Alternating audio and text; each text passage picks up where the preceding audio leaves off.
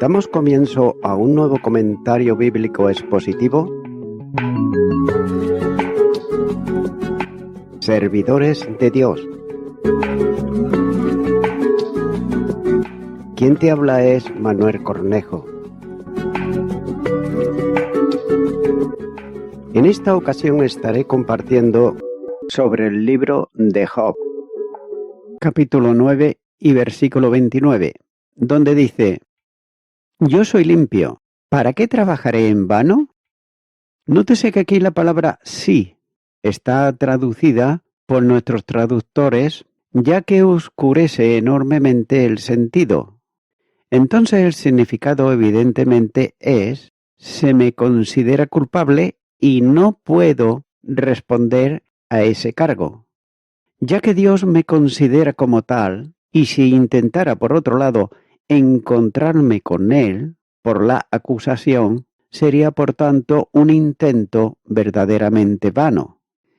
Y debo de admitir esa verdad, ya que sería un trabajo en vano negarlo contra alguien tan poderoso como Él.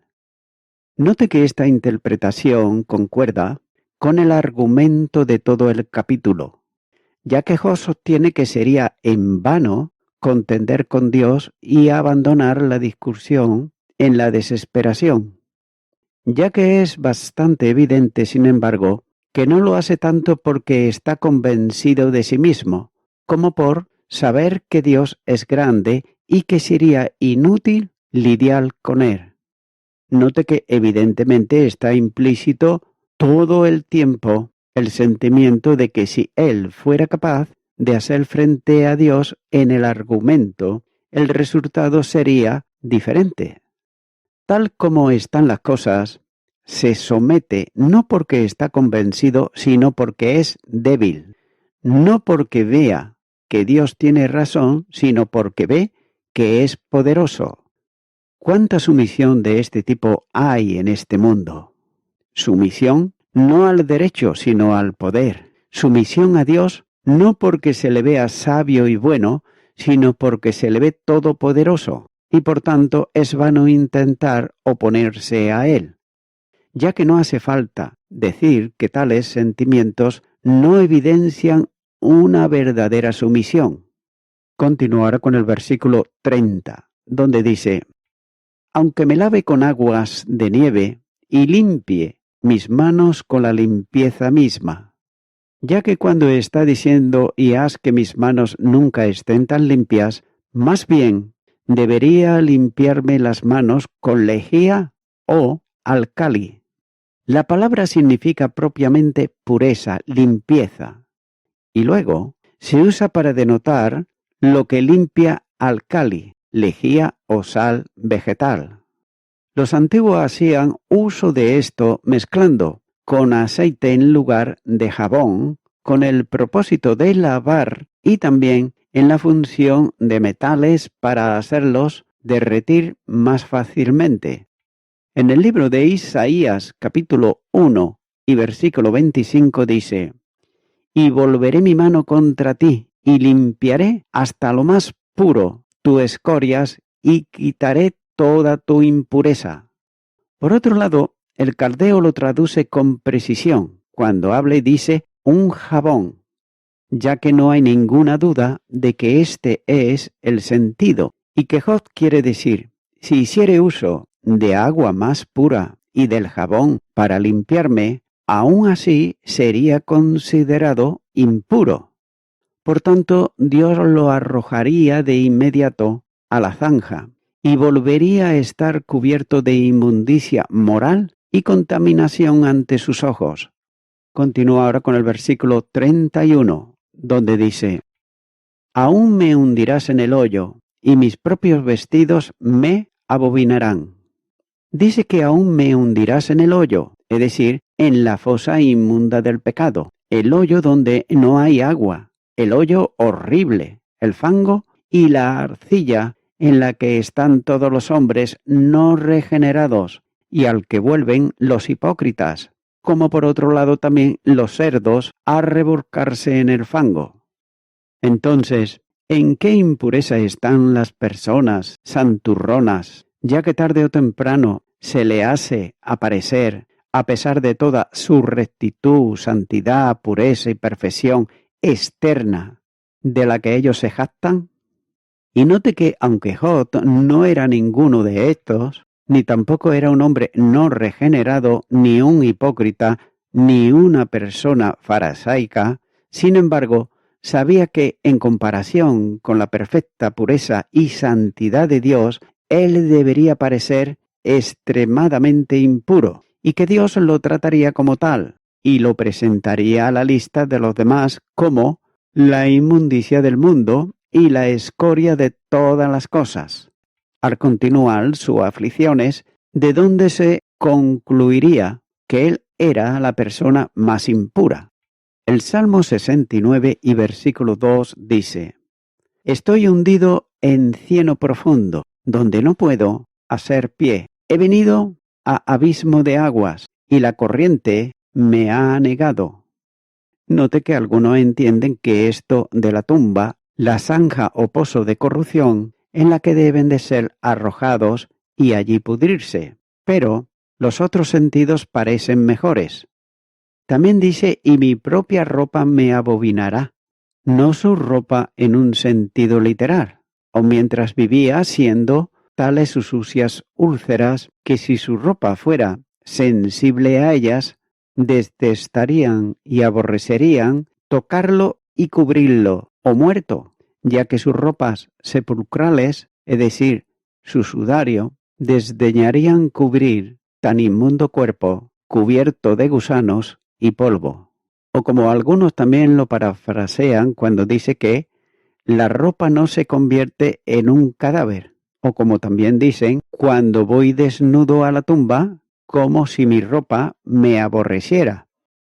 Pero sin embargo las palabras deben de entenderse más bien en sentido figurado, ya sea de alguno de sus amigos que estaban tan cerca de él con sus ropas, o lo habían estado, pero ahora ellos estaban alejados de él, y lo odiaban y lo aborrecían.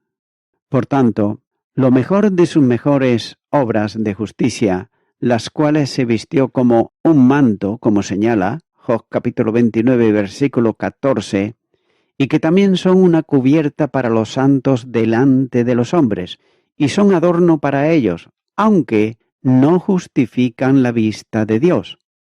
Y ciertamente en sí mismo, y comparados con la santa ley y la santa naturaleza de Dios, son imperfectos e impuros. Y si Dios entrara en juicio con los hombres, ellos estarían tan lejos de justificarlos a sus ojos o hacerlos aceptables para Él, que harían que ellos lo aborrecieran como toda justicia propia, ya que las personas son, como nos dice en Proverbios capítulo 21 y versículo 27, el sacrificio de los impíos es abominación, ¿cuánto más ofreciéndolo con maldad? Por tanto, incluso las mejores cosas de los hombres no son más que estiércol en el juicio de un buen hombre mismo. En tal caso, ¿qué deben ser entonces en la cuenta de Dios? Filipenses capítulo 3 versículo 8 dice: Y ciertamente aún estimo todas las cosas como pérdida por excelencia del conocimiento de Cristo Jesús, mi Señor, por amor del cual lo he perdido todo y lo tengo por basura para ganar a Cristo. Por tanto, Job aquí, y también en el capítulo 9, versículo 30, tiene las ideas más exaltadas de la pureza y santidad y majestad de Dios, de modo que ninguna criatura ni la santidad de la criatura, por más perfecta que sea, puede estar delante de él o ser puro a su vista. Continúa ahora con el versículo 32, donde dice: Pero no es hombre como yo, para que yo le responda, y vengamos juntamente a juicio. Dice porque no es hombre como yo. Note porque, aunque a veces se le atribuyen las partes y los miembros de un cuerpo humano, estos deben de entenderse por una antropolatía, hablando a la manera de los hombres, habiendo algo en él que en un sentido figurado responde a esto. ya que de lo contrario no debemos concebir en él ninguna forma corpórea, o que haya alguna semejanza con la cual compararlo, ya que es un espíritu infinito, inmortal, inmenso, invisible, puro y santo, justo y verdadero, y sin iniquidad. Mientras que por otro lado, Jod no era más que un hombre, una criatura finita, débil, mortal y pecadora, y por tanto, habiendo tan grande disparidad entre ellos, era en vano llegar a un punto con él, defender su causa ante él o intentar vindicar su inocencia. Note que los tiestos pueden luchar y contender con los tiestos de la tierra, ya que son iguales, pero no con Dios, su creador, quien es más que un rival para ellos. Él ve impureza donde el hombre no la ve, y puede presentar un cargo contra él y apoyarlo donde pensó que no lo había, y por lo tanto es una cosa en vano entrar en la lista con él. También dice para que yo le responda, es decir, no a las preguntas que haga, sino judicialmente a los cargos y acusaciones que exhibía. Nadie en este sentido puede responderle, porque 1 de 1000 puede traer y los hombres son responsables. Pero lo que Job una y otra vez él determinaba es que no pretendería responderle ya que sabía que no podía. También dice, y vengamos juntamente a juicio. Note que en cualquier corte judicial, ante cualquier juez, para que la causa entre nosotros sea escuchada, juzgada y resuelta, porque ¿en qué tribunal de justicia puede ser convocado? ¿O qué juez hay por encima de él ante quien pueda ser llamado? ¿O es capaz de juzgar y determinar la causa entre nosotros? Tengas en cuenta que está el Tribunal Supremo del Cielo, donde todos debemos de comparecer, y el Tribunal de Cristo, ante el cual todos debemos comparecer, ya que Dios es el juez de todos, a quien debemos de acudir, y por cuya sentencia debemos ser determinados, pero no hay tribunal, ni juez, ni juicio superior a él, para con los suyos, ya que no se puede anular su sentencia ni tampoco apelar de él a otro, ya que no hay unión en absoluto y mucho menos igual. Y como algunos también traducen en los términos iguales, es decir, la diferencia entre él y sus criaturas es inmensamente grande. Continuará con el versículo 33, donde dice, no hay entre nosotros árbitro que ponga su mano sobre nosotros dos. Dice que no hay entre nosotros árbitro, es decir, uno que reprenda. El que al oír una causa reprende al que es hallado culpable. Pero sin embargo no hay tal persona que se encuentre entre los ángeles o los hombres capaces de esto, suponiendo como si dijera Job, yo apareciera con la persona herida. No hay un árbitro a quien se pueda referir el caso entre nosotros, porque también como observa Treshmat, el que se encuentra en tal carácter entre dos partes debe de ser tanto más sabio como más poderoso que ellos, pero no hay ninguno entre todos los seres más sabio y más poderoso que Dios. También dice que ponga su mano sobre nosotros dos, y además abstenerlos de usar cualquier violencia entre sí, como tienden a hacer las personas contendientes, y transigir los asuntos, arreglar las cosas y la diferencia entre ellos para hacer justicia a ambos y hacer que ambas partes sean fáciles y hacer la paz entre los dos. Por otro lado, también Heródoto hace mención de una costumbre entre los árabes, que dice, cuando ellos hacen pacto y convenios entre sí, otro hombre se para en medio de ambos y con una piedra afilada corta la parte inferior de las manos de los pactantes, cerca de los dedos más grandes, y luego toma un pedazo de cada uno de ellos, sus vestiduras, y unge con la sangre 7 piedras que yacen entre ellas. Y mientras hace esto, invoca a una deidad. Y cuando termina, el hacedor del pacto va con sus amigos a un anfitrión o ciudadano. Si el asunto se negocia con un ciudadano y los amigos consideran justo guardar ellos el pacto. A lo cual, alguna costumbre similar se puede pensar que alude Job. Ahora bien, siendo Cristo el jornalero, árbitro y mediador entre Dios y los hombres, que se ha interpuesto entre ellos y se ha encargado de administrar los asuntos relativos a ambos, en lo concerniente a Dios, la gloria de su justicia y el honor de su ley, y para hacer expiación por los pecados de los hombres y hacer las paces con Dios por la sangre de su cruz, lo cual ha hecho completamente estando en todos los aspectos capacitado para ello, por cuanto participa de ambas naturalezas, y es Dios y hombre en una sola persona, y así podría poner su mano sobre ambos, y hacer de ambos uno, o llevar a los que estaban en desacuerdo a un acuerdo completo entre sí, sobre un fondo tal que ni siquiera la estricta justicia de Dios pueda objetar. Ahora bien, Job no debe ser entendido como si él fuera ignorante de esto, porque conocía a Cristo como Redentor y Salvador, y por tanto como mediador y pacificador. La versión de la Septuaginta lo traduce como un deseo, ojalá hubiera un mediador entre nosotros.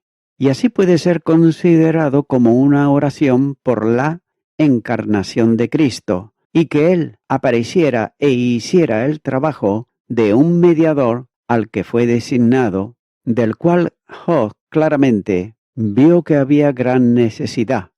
Como otros traducen también, ¿aún no hay jornalero? Aquí está hablando uno, pero aún no ha venido. A su debido tiempo lo hará, en lo que Job tenía fe y piensa con seguridad.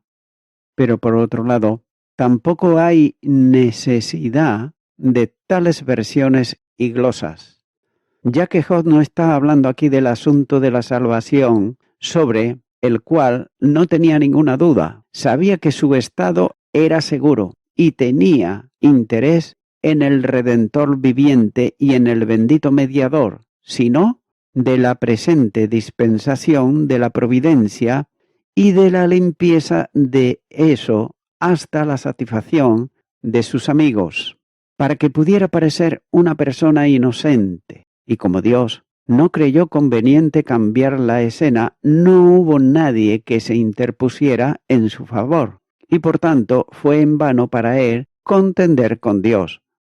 Continuará con el versículo 34, donde dice: «Quite de sobre mí su vara, y su terror no me espante». Comienza diciendo: «Quite de sobre mí su vara», que suspenda mis sufrimientos y unámonos en igualdad de condiciones. Note que su terror ahora está sobre mí y no puedo hacer nada, ya que estoy oprimido y quebrantado y asolado bajo su mano, y no podía esperar mantener mi causa con ningún grado de éxito, ya que si mis sufrimientos se aliviaran y pudiera abordar la cuestión con el rigor de la salud y el poder del razonamiento no debilitado por la calamidad, entonces podría hacer justicia a los puntos de vista que sostengo. Ahora habría una disparidad evidente, mientras que una de las partes ha aplastado y elevado a la otra por el mero ejercicio del poder. Continuar con el versículo 35, donde dice: «Entonces hablaré y no le temeré, porque en este estado no estoy en mí». Dice que entonces hablaré y no le temeré, ya que entonces debería de ser capaz de mantener mi causa en igualdad de condiciones y con las mismas ventajas. También dice: «porque en este estado no estoy en mí», Por otro lado, Margen sostiene y dice, no soy así conmigo mismo. Y también Nosí comenta y dice, no estoy tan en el corazón. También Bien dice sobre esto, pero no así podría hacerlo en mi estado actual. Literalmente, porque no así yo consigo mismo. Por otro lado, el siríaco lo traduce cuando dice, porque tampoco soy su adversario. Se han dado muchas diversas interpretaciones en esta frase. Por otro lado, también los judíos con Abed Erad suponen que significa, porque no soy como tú crees que soy. Me consideras culpable, pero soy inocente, y si tuviera una oportunidad justa para el juicio podría demostrar que lo soy. Sin embargo, otros suponen que significa, el Altísimo me considera culpable y soy tratado en consecuencia, pero no soy así, soy consciente de que soy inocente. También el doctor Gohl se ha acercado más al verdadero sentido que cualquier otro intérprete y ciertamente su exposición concuerda también con la conexión, ya que de acuerdo con el significado es, por lo tanto, no soy capaz de reivindicarme en mis circunstancias actuales. Estoy oprimido, aplastado bajo una pista de calamidades. Pero si estos fueran eliminados y si tuviera una oportunidad justa de juicio, entonces podría declarar mi causa para que pareciera ser más justa. Y voy concluyendo con esto. En todo este capítulo, evidentemente hay mucha insinuación y sentimiento impropio. En todo este capítulo, evidentemente hay mucha insumisión y sentimiento impropio, ya que Job se somete al poder, no a la verdad y al derecho. También ve y admite que Dios es capaz de abrumarlo, pero no parece dispuesto a admitir que tiene razón al hacerlo. También supone que si tuviera una oportunidad justa y plena de juicio, podría hacer que su causa fuera buena y que se vería que no merecía sus pesadas calamidades. Y note que hay mucho de este tipo de sumisión a Dios, incluso entre las personas buenas, ya que es sumisión y lo es porque no pueden evitarlo, no porque vean que los tratos divinos son correctos. No hay nada alegre o confiado al respecto, ya que a menudo hay un sentimiento secreto en el corazón de que los sufrimientos están más allá de los desiertos y que si en el caso pudieran ser juzgados justamente, los tratos de Dios serían duros y severos. De manera que no culpemos a Job por su impaciencia y lenguaje irreverente, hasta que hayamos examinado también nosotros cuidadosamente nuestros propios corazones en los tiempos de prueba como los que él soportó. No infiriamos en que él era peor que estos hombres hasta que seamos nosotros colocados en circunstancias similares y seamos también capaces de manifestar mejores sentimientos que él. Amigo y amiga oyente, Job dice, no hay un mediador entre nosotros, es decir, alguien que pueda poner sus manos sobre nosotros dos. Job está diciendo que si hubiera alguien que pudiera tomar su mano y ponerla en la mano de Dios, y que pudiera tomar su mano y la mía y unirnos de esa manera, ya que si él pudiera hacer eso, entonces tendría un mediador.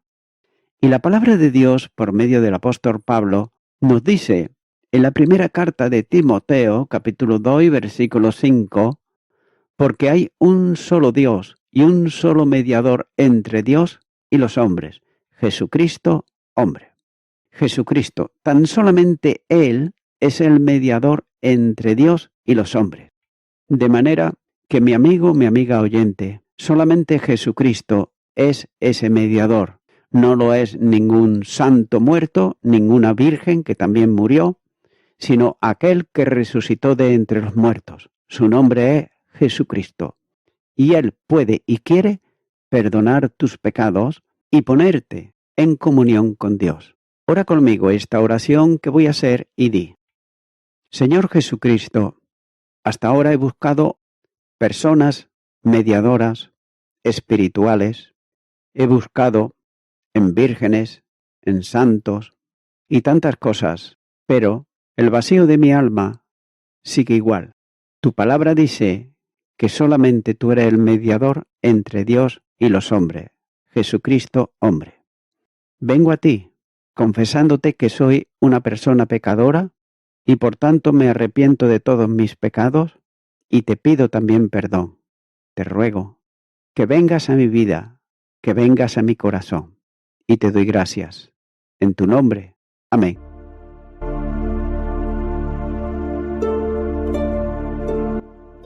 Amigo y amiga oyente, si tú has hecho esta oración de corazón, te recomiendo que comiences a orar a Dios, en primer lugar, en el nombre del Señor Jesucristo.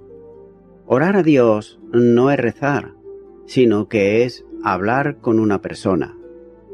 También te recomiendo que leas la palabra de Dios y lo hagas a diario. Comienza, por ejemplo, con el Nuevo Testamento. Y también, por último, te recomiendo que para que puedas crecer espiritualmente, te congregues en una iglesia cristiano-evangélica, donde se predique, se enseñe y se practique la sana doctrina y la palabra de Dios. Congrégate ahí y con el tiempo podrás crecer espiritualmente y también servir al Señor Jesucristo. Que Dios te bendiga. Y a toda la audiencia, nuevamente ya me estoy despidiendo de todos ustedes y será hasta el próximo programa. Que Dios os bendiga a todos.